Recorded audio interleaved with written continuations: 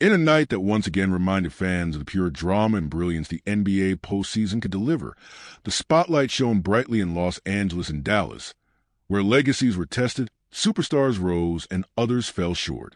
It began with the Clippers edging out the Knicks in a game that was nothing short of electrifying, a 105-102 nail-biter that served as a declaration. Kawhi Leonard, when healthy, remains one of the most complete forces in the league. The two-time Finals MVP turned back the clock, dropping 39 points with surgical efficiency, marking his highest-scoring playoff performance since 2021. But beyond the numbers, what stood out was his control, his tempo, his command, his poise in clutch moments.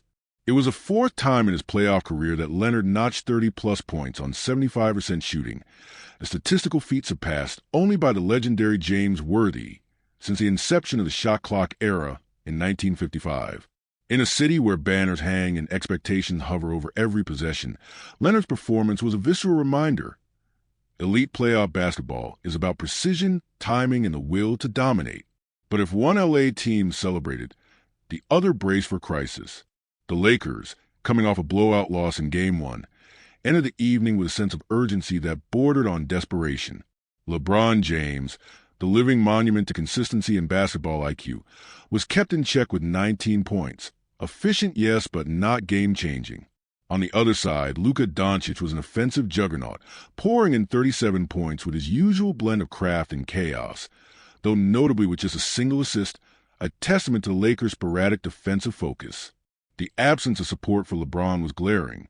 Key role players like Austin Reeves and Rui Hachimura all but disappeared, while the Timberwolves, led by a ferocious and ascending Anthony Edwards, played with a tenacity that overwhelmed Los Angeles in every quarter. Edwards, the emerging face of Minnesota's resurgence, has made it personal, a player built for big moments. He plays with the fury of someone who reads every doubter's prediction. While the Lakers' stars carry pedigree, Edwards is fueled by hunger. As one analyst put it, he smells blood in the water. And in Game 1, he and the Timberwolves devoured a Lakers team that looked slow, soft, and outmatched. Their transition game carved up LA's defense. Their ball movement left defenders chasing shadows, and their physicality exposed every weakness in Darvin Ham's rotation. If the Lakers hope to tie this series, it begins and ends on the defensive end. The Timberwolves penetrated the lane at will, kicking out to open shooters, turning defensive lapses into daggers from deep. Without a defensive turnaround, not even vintage LeBron can stave off elimination. The call from inside the locker room and from analysts alike was clear. LeBron must impose his will offensively. It's not about passing the baton or reading the floor. This is about domination. The blueprint is there. When LeBron starts strong, attacks the paint, controls the rhythm, everything else flows. Confidence rises, shooters find rhythm, spacing improves. But without that assertive edge, the Lakers fall into ISO-heavy, stagnant possessions that crumble under playoff pressure. Equally crucial is the contribution from the others. In Game 1, they were nearly non-existent. A combined 13 points from the bench in a playoff game is not just disappointing, it's disqualifying. Championship teams are defined by depth in moments like these. Without production from the likes of D'Angelo Russell, Rui Hachimura, and Gabe Vincent, Los Angeles will not survive this series. And while the Lakers face a reckoning, Dallas is undergoing a full-blown identity crisis. General manager Nico Harrison is at the center of the storm after engineering the controversial trade that saw Luka Doncic leave the Mavericks, a decision that sent shockwaves not just to the fan base but across the entire basketball world. Harrison, when asked about the backlash, admitted he underestimated the fan attachment to Luka, a miscalculation that now echoes as one of the most catastrophic public relations blunders in recent NBA history. While he attempted to justify the move by pointing to a hypothetical healthy roster featuring Kyrie Irving, Klay Thompson, P.J. Washington, Anthony Davis, and Derek Lively as championship caliber, the reality remains.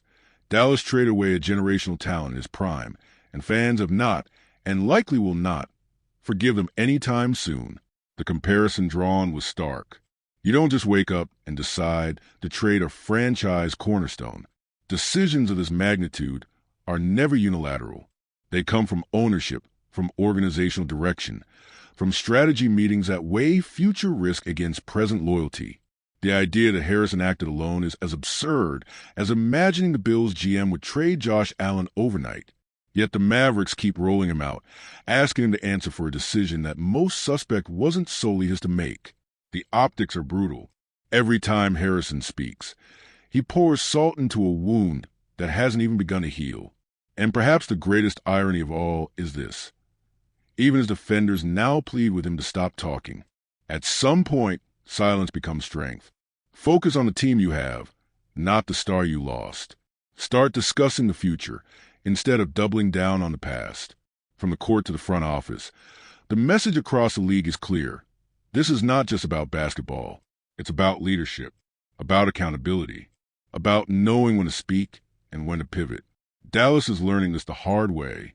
Meanwhile, the Lakers find themselves on the edge of the same precipice, facing a defining moment, not just in this series, but in the twilight chapter of LeBron James' legendary career. The playoffs demand more than talent. They demand answers, and the time to deliver them is now.